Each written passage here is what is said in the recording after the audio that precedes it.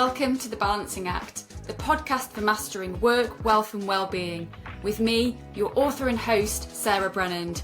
Here we explore conversations, insights and expert advice through the lens of what truly drives high performance and sustainable success, aligning your money and mission, strengthening your mental and physical health, and creating a more intentional work-life balance.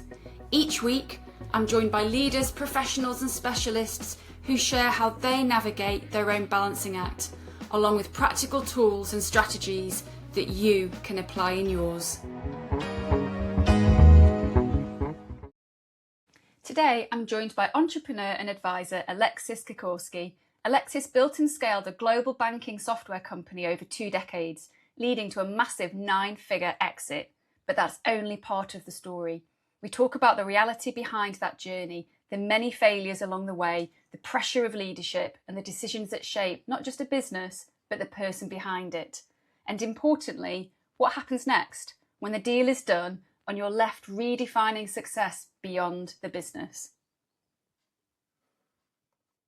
So welcome, Alexis, and thank you so much for joining me. What you have achieved in terms of growing and exiting a company for a 9-figure sum is something that is recognised globally as being right up there at the pinnacle of success.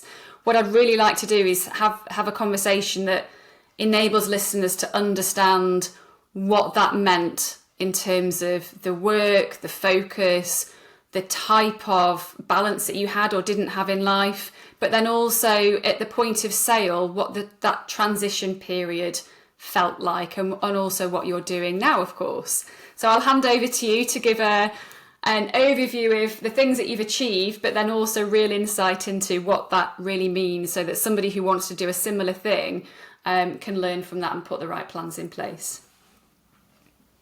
Well, Sarah, thank you for having me. So I'm going to give you a brief summary of what I did and what I did right, which is going to be very, very quick, and what I did wrong is going to be a longer topic. And then I'll be happy to answer all your questions. Just real quickly, after first part of my life that was, how can I put it nicely, hectic, with lots of travel and bad decision and life spent in different countries and different cities. I settled in 2000 in Geneva, and I started my company that was called New Access. So at the beginning, it was a bespoke development company where we developed from what was the beginning of internet, switching from a presentation tool to an actually application device, and first e-commerce, we were very much into that, run this company for 3 years.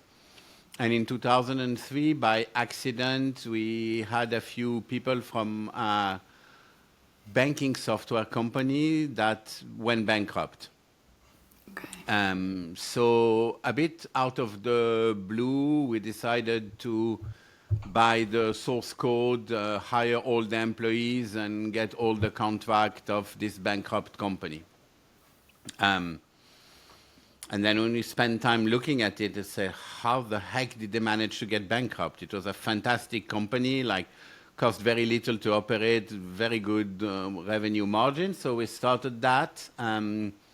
Very quickly, we got rid of the other line of business because it's not the same margin and it's not the same effort to be a software editor than to be a bespoke development company. Mm-hmm. So we did that for 3 years till 2006, and then I started to get really, really bored, which happened to me. I have massive ADHD, so I tend to get really bored if things stays the same for a very long time, which terrifies my wife, by the way. So I sat all my clients and asked them okay, can we build something for you that you're going to end up buying if we do it? And I was expecting to get 10 different responses, and actually I got one, which is now there is this new thing called compliance in bank, so we need to have a global view of our clients. Fine, so we did that. We started selling it like crazy. Everybody bought it. So the company was being super successful. small company, but still very, very profitable, very successful. That brings us to end of 2007. And at that point, it's like a peak for me. The company is doing like 10, maybe 11 million revenue, super profitable. And I think I'm so smart. I think I know everything, like nothing wrong can happen. I spend like crazy. I'm the king of the world. I give people advice and don't listen to anybody. It's end of 2007 and 100% of my clients are banks. Like what can go wrong? Which brings us to 2008 and the global financial crisis. Basically, in one day, I lost 75% of my revenue. Like all my clients were calling me and say, "We like you very much. We like your product, but just so you know, we're not buying anything from you." So that's the 4 or 5 years of what I call the grind. Pretty much nothing pleasant in these years. Having to fire like 70% of my employees. And I tell this story because founders will relate to that. It's like when you have a company that small, the people who work for you are like family. It's not like they're not lines in an Excel spreadsheet. Like I know their wife, I know their husband, I know their kids. Like once a year, I organize a barbecue in my house where everybody comes with their family. And it's like literally these people are friends and family and I have to fire them. And every month you ask yourself, like, am I in a situation where good money is chasing bad money? Should we just fold? Should we give up? And up to the point where I made a really like shift in thinking, which is super basic, that can't understand. It took me like 3 years to get to that point. And I'm thinking, okay, so like I'm thinking the thing the wrong way. I'm like, okay, this is my costs. How do I get the revenue to cover that? I say, no, that's the wrong way of doing it. Like, this is my revenue. How do I bring my cost under that? So we finally did that, managed to recover, and that brings us to 2014, 2015. And you could say, if you're creative, that the company was back to break even. And that's when I got the phone call from the private equity company. So they call, and I mean, when you're an entrepreneur, you get this phone call once a week, like, "Hi, I'm X private equity. We love your company. We want to buy you. Cost a lot of time. Never lead to anything because you're not prepared and you don't know how to vet people and like you know all that." But this one, for some reason, they were French, so they knew the culture. They built their private equity by selling financial software, so they knew the universe we were evolving. So, okay, you know what? Let's meet with them. So they came the next week, and I've been super, super honest with them. That's one of the only time I actually didn't make a mistake. Been super honest with them. I told them, listen, guys, I'm exhausted. I was at that point, I was like in a state of physical and mental exhaustion, like almost existential exhaustion. Like, I don't know if you understand what that means, but to a point, like, you struggle to get up in the morning. But I cannot sell you my company right now because right now my company is not profitable. It's not worth anything, but I'll make you a deal. In 2 years, I'm going to go back to profitability. We're going to have a super profitable company. And I promised you I'll reward you for calling me first. I'm not going an auction with you. In 2 years, you come back, you make a decent offer, and I'll sell to you. And they say, yeah, thank you. That's very interesting, but we're not going to do that. We're going to do something a little different. They say, you're going to go back home. You come back in a week with a business plan. I said, okay. So went, took my brother with me, was working with my brother. He's way smarter than I am. And I told him, okay, let's do a business plan. And we did a business plan that, how can I put it nicely, was very creative and optimistic. Yeah. As, by the way, a business plan should be. And brought that next week to the private equity. They read the business plan and like, in the same breath, they say, okay, this is our offer. We're going to buy your company now, not in 2 years. We're going to pay it 11 times the profits that you have in your business plan, and we're going to give you 85% cash and 15% earnout. And then I was thinking, actually, this whole thing is our friends making a prank or a practical joke or something. It's too good an offer, but it wasn't. So we did the 6 months, I call it the 6 months colonoscopy, but I think the official name is due diligence. And after the 6 months, we signed the deal. And so I had 2 years as CEO to get my earnout. And long story short, after 2 years, I ended up making more on the earnout that I made on the initial sell. Because not only we made what was in our business plan, but we made much, much better. And that's it. I remained the CEO until 2019, I believe, where we acquired a company that was twice our size. And to the point the company is making 50 million revenue, give or take, good profitability. And the CEO of the company we acquired was a guy who was way more experienced than I was. He was 10 years older, had way more experience in international group. I put him head of sales, but I went to see the private equity and say, guys, that makes absolutely no sense. This guy should be the CEO, not me. So I asked to get the job of chairman. By the way, if somebody offered that job to you one day, it's the best job in the world. Like, I would be a chairman for the rest of my days. Exactly same salary, same working condition, except that instead of working 16 hours a day, you work half a day per month. Much better job, chairman than CEO. Did that for a year, and then I had a big midlife crisis, like new life, new country, new wife, new kids, and I went to see the private equity and say, guys, I'm out. Would you make me a decent offer for the remaining of my shares? They made me a fantastic offer. They've been super nice, and I exited. After that, I did nothing for 2 years, but literally nothing, traveling the world with my new wife before the kids. And we didn't spend more than 10 days in the same place for 2 years. It was fantastic. After that, we got back. We got the first kid, and starting to get a little bit bored, so I started an executive MBA at Oxford. And during this MBA, I started meeting lots of entrepreneurs. And I was like, crap, these guys are making the exact same mistake I made. And so I made a little mental exercise. Say, okay, let's do a simple calculation. If I restart New Access now, knowing exactly what I know, instead of starting it as a totally inexperienced CEO, founder, how the outcome would be different. And the answer to that, it's basically 50 million in 5 years. That's the total cost of my mistakes. So I say, okay, maybe I can help this guy saving 50 million in 5 years. And started doing that, struggling how to call myself, because it's really, I thought it was be like a coaching job.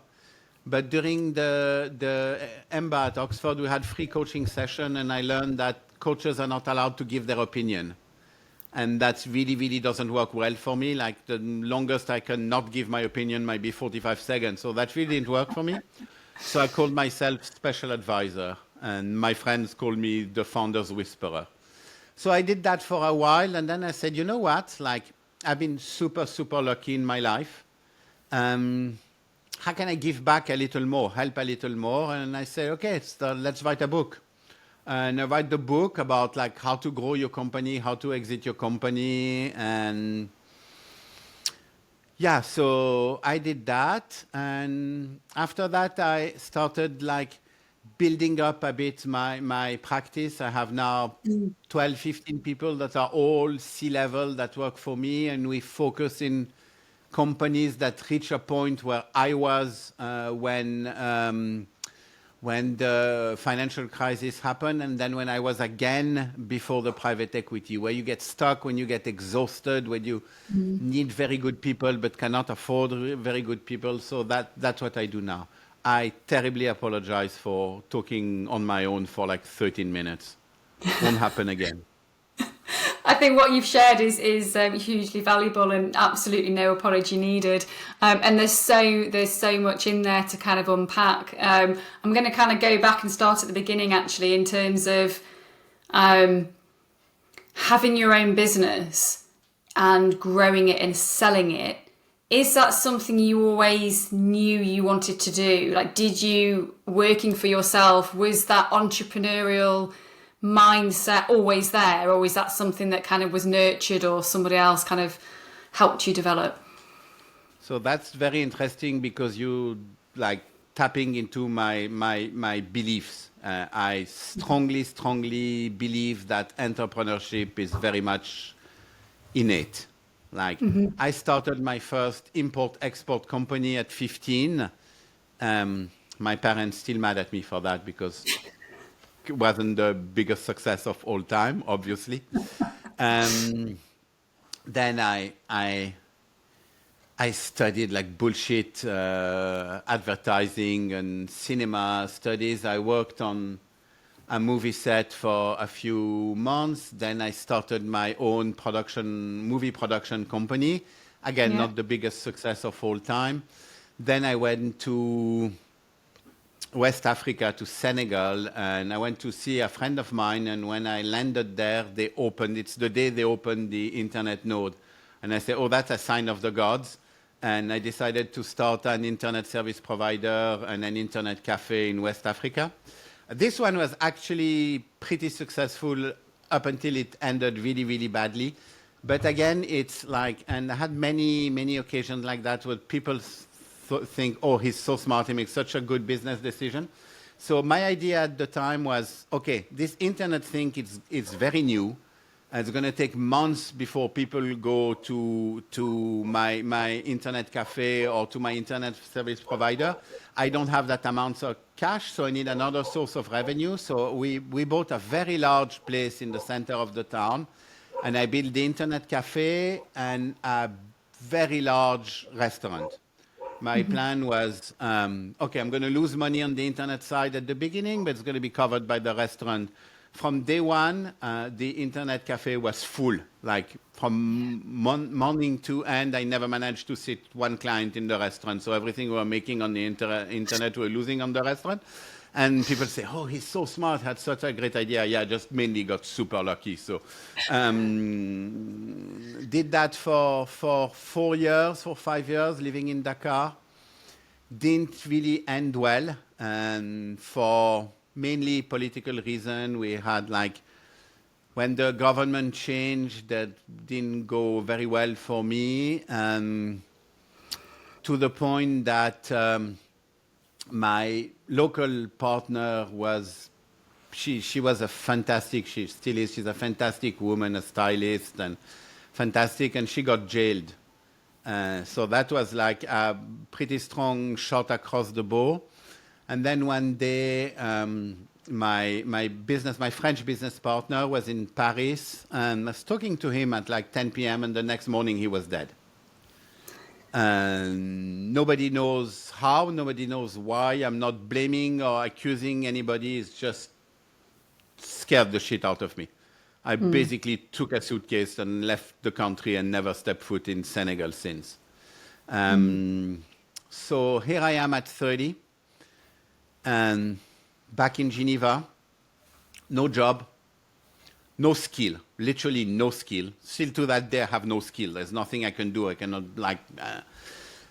And while I was in Senegal, I was fed up of being like screwed by IT people. And I said, you know what? I'm going to learn IT. I'm going to learn this IT thing. Seems interesting. So I found a school in Geneva, spent 6 weeks during the summer and did a very condensed, very accelerated program on everything IT, from network to coding to everything. And I realized I'm actually pretty good at that stuff. And so when I got to Geneva, I went to see these guys and say, hey,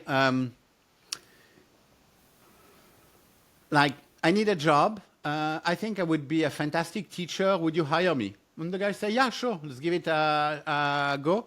And I spent 14 months teaching in this school for adults as a IT teacher.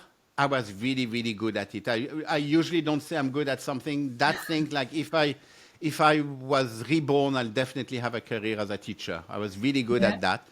And after 14 months, I went to see the owner and said, this company is like, you're running this company like nothing. There is no growth. There's nothing. Sell it to me. And the guy was in his 60s. He said, you know what? Okay. So I bought back the company, grew it fantastically, like from 1 million revenue to 4 million revenue, and then went bankrupt, like literally in a month. So a big lesson learned. And actually, the last year of me running this company, that's when I started New Access. That's the one that got successful. So basically, I had at least 6 massive failures before I got a success. And yeah, took a lot of luck. So to answer your question, yes, I'm definitely an entrepreneur. Yeah, it was interesting how you phrased some of that as well, because I think there's lots out there on failure and people, wanting to avoid failure or being fearful of it or the perception of it. However, a lot of what you've said before you said and then it didn't work, it was about, it wasn't, it was you almost talk on a scale of success rather than failure. So it was like it was super successful or it wasn't as successful. And that must be like a mindset thing, is it? How because it doesn't sound like if something you learned from it, it was going well and then it didn't work, but then it sounds like you very quickly moved on and that it didn't, it didn't stop you. You didn't think, I'm rubbish at that. I'm not going to work for myself anymore. There's a very much a pattern of just keep going and do it again or do it differently. Is that accurate? Okay. So first of all, I'm going to give you listeners a tip that guarantee absolutely 100% never to fail. That's interesting, right? Don't try anything. You're 100% guaranteed you'll never fail. So if you have even 10% of scare of failure, don't start a company, because most of them fail. And I'm being really brave right now. Doesn't mean it didn't impact me and that was not hurt by all the failures. Like the bankruptcy of my computer training company brought me to the verge of depression.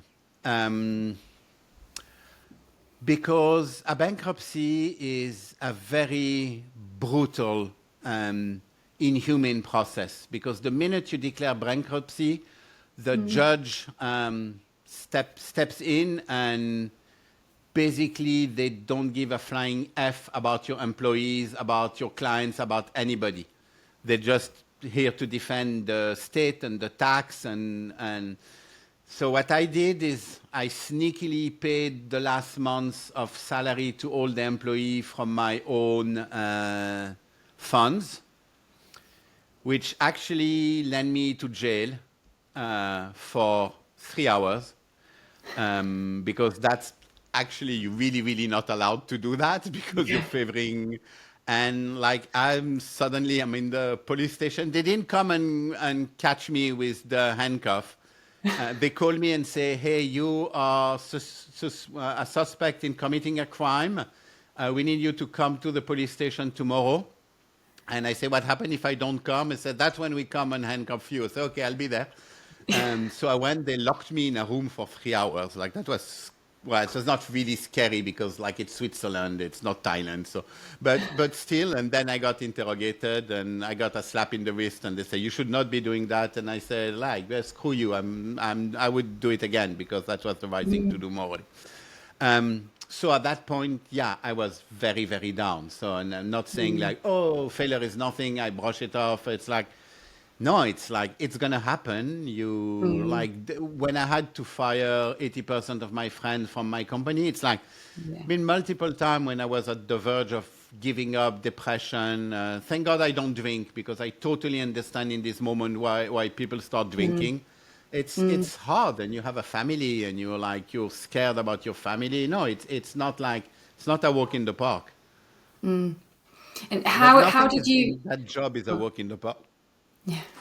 How did you get yourself through those moments when you felt like you're on the verge of depression, or you said that there was 5 years where it was an absolute 5 years of grind to bring that company back when you lost 75%. How did you? Are there practical things you did? Are there other people that helped you through it? What would be your advice for having gone through that yourself to other people who may be in that place now or might experience it in the future?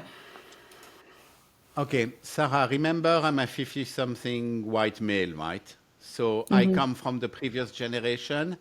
I do not give advice on that because I'm going to be cancelled if I did. But the way I did it was the old-fashioned way, just shake it, baby step, like first get up in the morning and get your ass to the office and power through the pain. I'm not saying it's the proper way of doing it. I really, really, probably if that happens to me now, I would probably get some counseling, get a shrink. I'm not saying it's the proper way of doing it, but it's the way we were brought, our generation. Like, you don't whine, you just power through. So that's what I did pretty much. And you talked about how you were really fortunate, how people would be calling you weekly, kind of private equity. This was obviously just pre-sale, and then a company contacted you and you had a good feeling for them, and the potential 2-year plan that was then actually, no, we want it now. That sounds all very lucky, wasn't that a great thing that somebody phoned you that day? But I suspect that there were things that you were doing or your company were doing or your brand out there in the market that made them want to contact you. For somebody nearing or getting towards the point of where they want to sell, if they're not getting those phone calls, what should they be doing? Should they be proactively finding people, or is it more about perception in the market? Two different questions. First question, was I doing something especially good that the private equity who called me were good guys and not bad guys? Absolutely not. Sherlock. Okay. If it was bad guys, they would have ripped me apart. Literally, they would have, and we laugh. They're still very good friends, and we laugh about that very often because when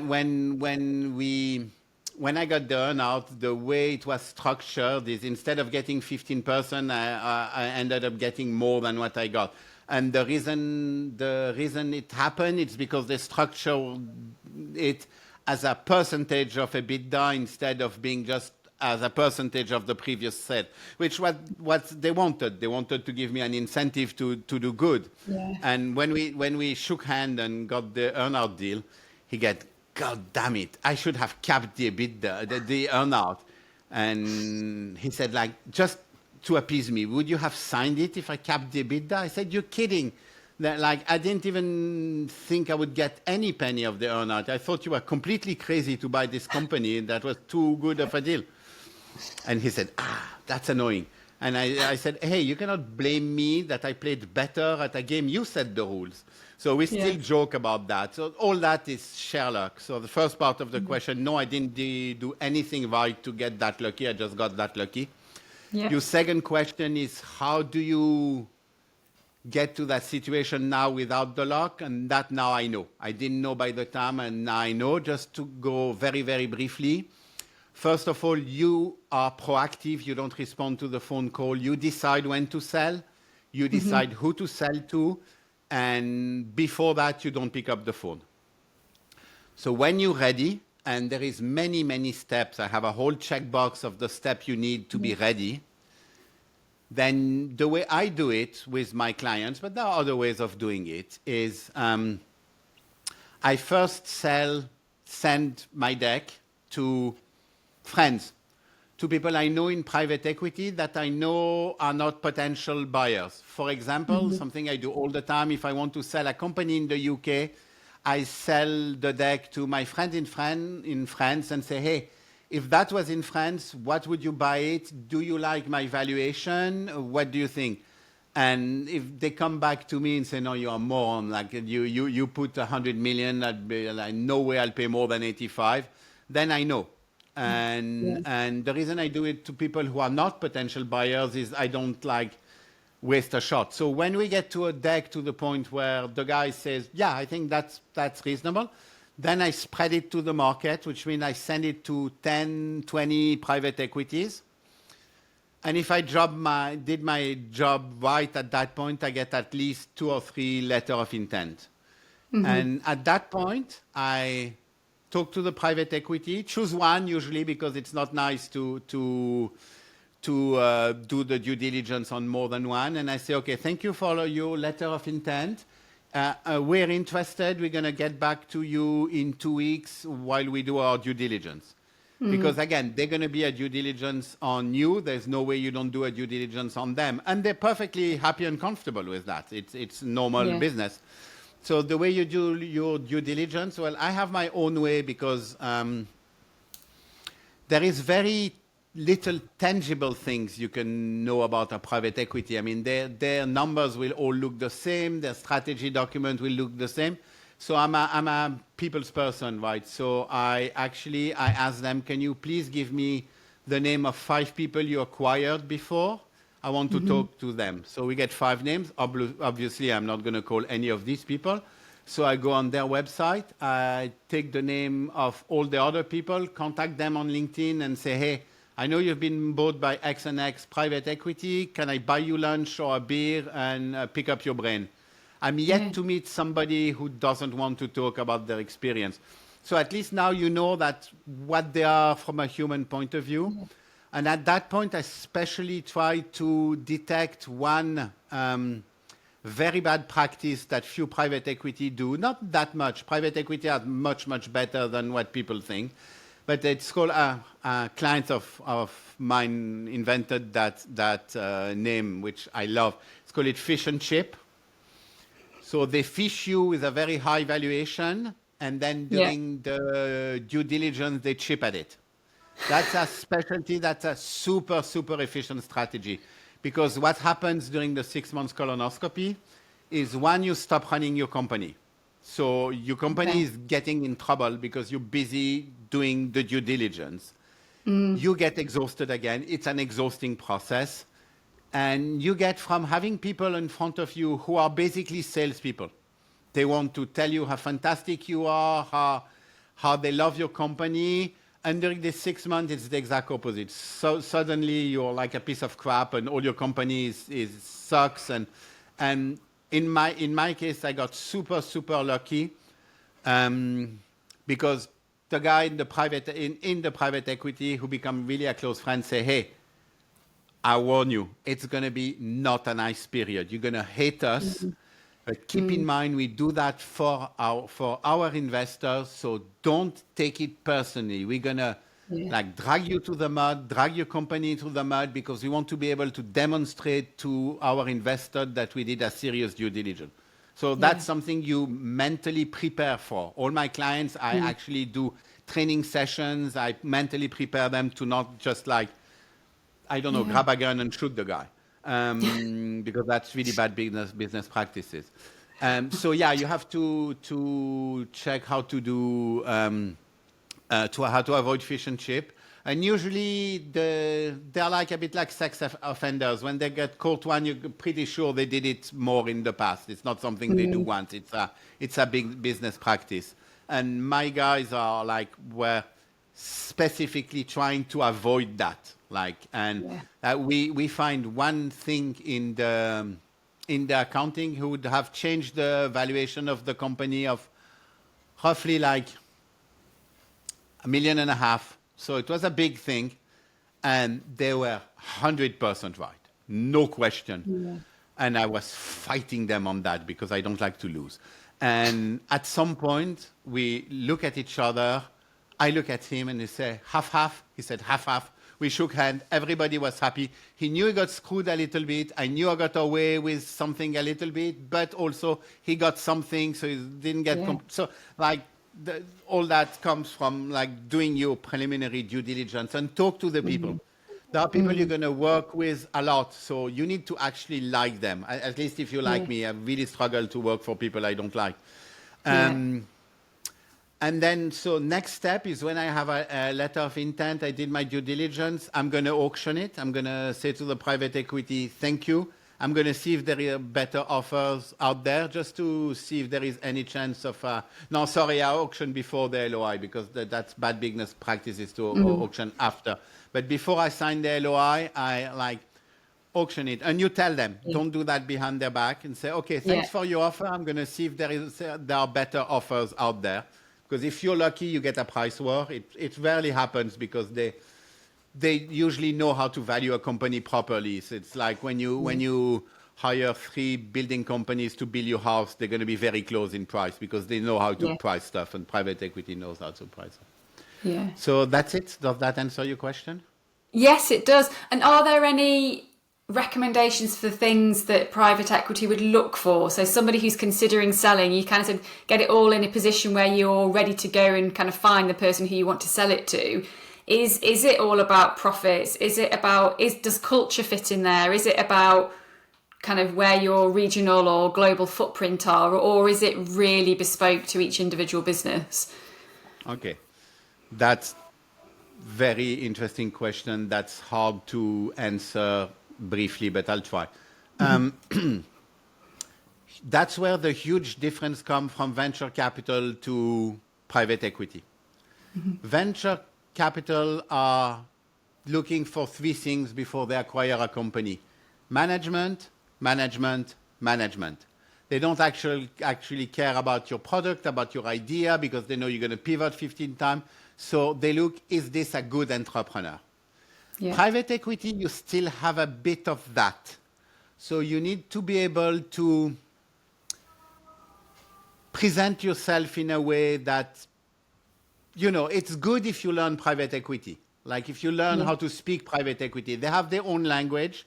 They do that to make you feel that you're really stupid and they're very intelligent. It takes approximately 45 minutes to learn. And if you speak private equity to them, it helps. Say, what is your... are we going to do a mezzanine loan? And you say, guy, like there's absolutely no case for a mezzanine loan. So now you're just throwing firm to try to get me off rails. So like, just let's get real. That helps a lot. And then, yes, financials are important. But what they're looking for the most is company they can improve. Like the ideal company for a private equity is a company that's doing good with not a great sales team, because they can put a great sales team in place and the company will do better. Yeah. But the most important thing, private equity is, again, contrary to VC, is very risk averse. Their business model is not to grow the company 10 times. Their business model is to... Private equity, it's a leverage business. It's like real estate. So they buy a company for 100 million, they put 25 million cash, they borrow 75 million, they pay back the loan after 5 years, and suddenly their 100 million, their 25 million has become 100 without touching one thing in the company. So it's the only way a private equity can lose money on a deal, which, by the way, almost never happens. Never happens. But if the company goes so much worse than it was at the beginning that they cannot pay back the loan, or extreme case, the company goes bankrupt, but that never happened because the private equity will never let the company go bankrupt. Yeah. So basically, as long as you don't lose money and as long as you don't get bankrupt, they're going to make money. Okay. So this element of risk, that's why there are criteria that founders don't know very well about, but that matter a lot. Like, give you 2 examples. How many clients does it take to get to 25% of your revenue? Do like you have 10 clients that represent 25%, or is it 1 client? If it's 1 client, you probably won't even be selling. It's that simple. There'll be no deal. Because you lose 1 client, you lose your company. And that, by the way, what happened with my previous company. I had 1 client representing 95% of my revenue, which was the government. And one day they say, we stop playing, and I lost the company. And the other one is, how important are you as a CEO for the company? And I do, one of the first things I do with a new client is I do the vacation test. I say, you go on a deserted island with no internet connection, no phone, what happens to the company? And if he says, the company is going to tank, it's going to be an absolute nightmare, then that's a big risk for the private equity, because as much as the private equity will not want to fire you as a CEO, they need to know this option is on the table. Yeah. Yeah. No, that makes a lot of sense. And I think a lot of what you've spoken about as well at different points early on when you wanted to learn the IT bit, and then the value in learning kind of the language of private equity, the fact that even after selling, you go, oh, I know what I'll do. I'll go and do an MBA. So you have it sounds like you have a very natural appetite to just keep learning. Despite successes along the way, there's still more you can learn. There's still more you can do. Is that something that's kind of, is that, a natural instinct? And yeah, just talk a little bit around the value of that, or what you'd recommend to other people. I think it's it really depends who you are. I'm really, really not an academic. I sucked at school. I didn't do great studies. I don't have a PhD. And I think some part of me has a little bit of a complex with that. Like the guy I started the company with, who's my best friend, who's almost like my brother, when I started the company, he was finishing his PhD in theoretical physics. So I saw the difference between an academic brain and a street smart brain. And I think I got a little bit of complex with that. I felt like, and I think that's why one of the reasons I went to an MBA, say, okay, like maybe now I can like be better at academics. By the way, no, still not. But anyway, I managed to power through. I'm not going to say publicly how I'm going to do that, because they will take my diploma back if I do. But like I'm still not good at academics. And the learning is, okay, very deep thing here. The learning is not from the success, it's from the mistakes. It's like you learn when you fall. And have this conversation with my wife about the kids. Like, at some point, the only way a kid will know you don't touch a cooking pan, because my daughter loves cooking with me, which terrifies my wife. The only way you learn is at some point you need to get burnt. Like it's the learning part is that it's mainly you learn by your mistakes. Yeah. And I try to make mistakes less costly to my clients. That's all I do. They're still going to make mistakes. Yeah. So tell me a little bit about how almost like the wider life that you've led. Obviously, we've talked about the growing the business and selling it, and the things that you've done within the company.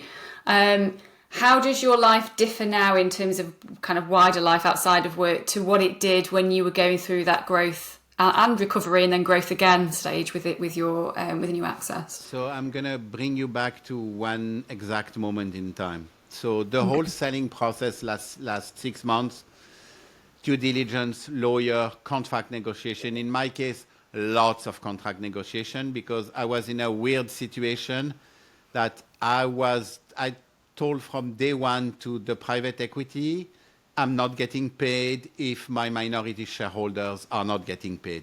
And the structure of the company was such that the actually minority shareholder should not have been paid. And I nagged them for literally months. I said, I'm not selling if these guys are not getting paid. So there's lots of contract negotiation, lots of lawyers involved. I had a family friend as my lawyer, and they had like 5 Swiss German guy with like, they charged like $1,000 an hour. Very, very, very good lawyers, zero sense of humor. So long time, and reached a point where you're sitting in a boardroom, the 2,000 pages of documents are ready. There is a few steps you have to do at that point. And at that point, one of the steps is your lawyer gets up, goes to the fax machine, come back with the fax and show you your bank account with the money in it. And that exact moment was like, 14 years of nervous tension evaporate in 1 second. I think I actually cried. So how did my life change? What I did, I went home after that, and for the first time of my life, I slept. I think I slept for a day and a half. You're like, and since that, of course, you have responsibilities towards your families, towards your client, but it's nothing. I mean, when I sold, the company had like 250 employees. So you feel a responsibility towards 250 employees. My clients are banks, so you also have a little bit of a responsibility to try to not break the bank. And in my career, I only broke one bank, which I find like a pretty good badge of honor. But the level, and you are so alone. That's what like only a founder can understand. That's like, Yeah. people have a very, of course, like you open your TV and you see Elon Musk and you see these guys who are multi-billionaire, but that's not, like that's a huge case of a saying I use a lot is, yes, there are flying fish, but they don't constitute the majority of the species. Most entrepreneurs lead a very hard life.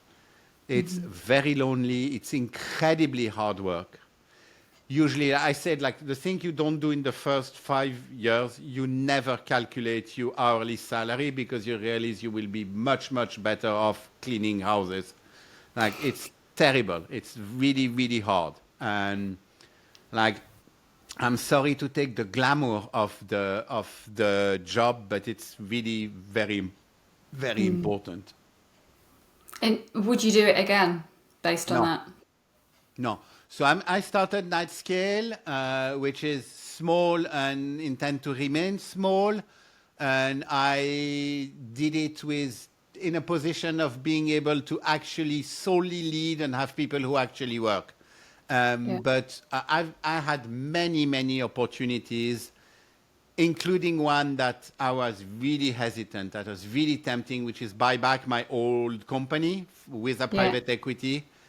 And I like, no, I have a 3-year-old daughter. I have a 1-year-old son. I have 2 adult sons that's going to have kids soon. I said, no, I'm not going back to 16 hours workday. I don't want that. And actually, a lot of my recent decisions are geared towards not putting myself. I know I have it. I'm diagnosed ADHD, so my natural tendency is to do that. But I consciously decided I will not do that again. Is there anything that you would, because that's something you've done, you've achieved, you're now making more conscious decisions to do things differently now. Is there advice that you would give to your younger self to manage that journey in a different or a better, or to stop it earlier? What would that advice be? Or are there people that you would have sought out to give you that advice when you were very much on a path? I love this question, right? Because we can identify 20 points in time where a better decision another decision would have been better than the one I took. Take one example.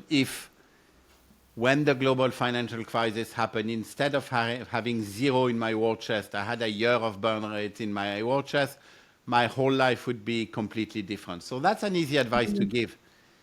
But how do we know the outcome of that?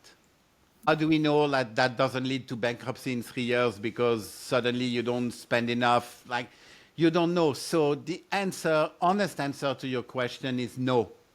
I advise other people, but not with the benefit of hindsight. You only know the path you walked. You have no idea where the other paths lead, right? So. Yeah. So tell me a little bit about what you're doing now and what projects you're working on at the moment. So in the process of working with entrepreneurs, I identified something I knew already, but identify it very clearly. There is one moment in the company that people get stuck. Roughly like 5 to 15 million in revenue, too much dependent on the founder. Founder gets exhausted, spend too much time doing what's urgent and not enough time doing what's important, spend too much time in the company, not enough time on the company, get a point where they need really C-level quality people but cannot afford them. So I'm focusing on that particular area because that's where I think me and my team can bring the most help. So we're focusing on having a extremely small number of customers, very, very small number of customers, but extremely focused. Yeah. And that's one part. And the other part is I'm writing the second book. And the second book is going to be about this particular moment in the company. It's basically going to be a zoom in from the first book, which was very broad. And this one is going to be actually very narrow and very specialized. I think I'm going to sell altogether 0. But I don't care. I think that will help a lot of people. Well, the first one sold a lot, so I'm happy about that. Am I allowed to use your podcast for something absolutely non-commercial? Absolutely. Of course you can. I would really, really appreciate if people can contact me on LinkedIn. I need to get interviews of people, of founders who are in that situation for the book content. I need to know what their pains are, how they're solving it, if they are tired, not tired. Basically, I need to any founders who's in the 5 to 15 million, even more, but at least 5 million bracket. I need an hour of your time, and in exchange, because I'm that generous, you're going to get a free signed copy of my first book for helping me with the second. So if you can contact me on LinkedIn and just wave and remind me where you come from, and that would be super, super helpful. Absolutely, of course. And we'll make sure details as well as how to contact you are added in the narrative part of the podcast and also on the Balancing Act website so that people can find you and connect with you there too. Thank you for your help. It's like research takes a lot of time, and it's like super good to talk to people. That's what I do, right? So I love it. Exactly. And it echoes what you've said. I mean, you said early on in the conversation about actually just asking clients what it is we want and what we can build for them. And I think, that's what you've just done there in terms of people who are in the situation that you're going to write the book for, find out what they want. And I think we can all learn so much from that. I think so many times, if you're owning or working in a business, it's head down and get on with the work. But actually, if we remember to look up and ask the people that we're serving or developing or providing things for, there's a lot of value there. The reasoning behind that is when I'm seated with a client, I learn all the time. I talk to him and say, oh, that's not a problem I'm familiar with. Let's do some research. Let's do some trial and error. You cannot do that in a book, right? What you deliver in the book has to be the truth. Yeah. So yes. I'm like, okay, so I have my methodology. I have my checklists. I have my stuff. But is there something I'm missing? Is there something like 5 guys will tell me, yeah, that's very good, but that doesn't apply to me at all. So I want to see if I can develop the content to the book to be actually useful to everyone, pretty much. Yeah, wonderful. So final question from me. For anybody listening who has a business or is wanting to start a business, what is the one piece of advice that you would give them in their early stages to get them on the path towards success? 2 different advice for both categories. For people who want to start a business, my first advice is don't. If there is anything else you can do, do it. Like if you get a decent paid job, go do that. It's your best chance. You'll get a decent salary and you'll sleep at night. If you go against this advice, be prepared, lost the glamour, and really, really, really talk to people who've been there, done that. They're going to tell you the truth about it. It's not a glamorous job. It's hard. And to the people who have their own business, same advice, not don't do it because it's too late. Talk to people who've been there, done that. All of us, unless you actually are unlucky to find an absolute douchebag, all of us will give you half an hour of time for free, talk to you, and that's what we're here for. All been pretty successful. We're always happy to help. So talk to people, ask. And the second one is do not confuse what's urgent with what's important. Wonderful. Thank you very much for your time today.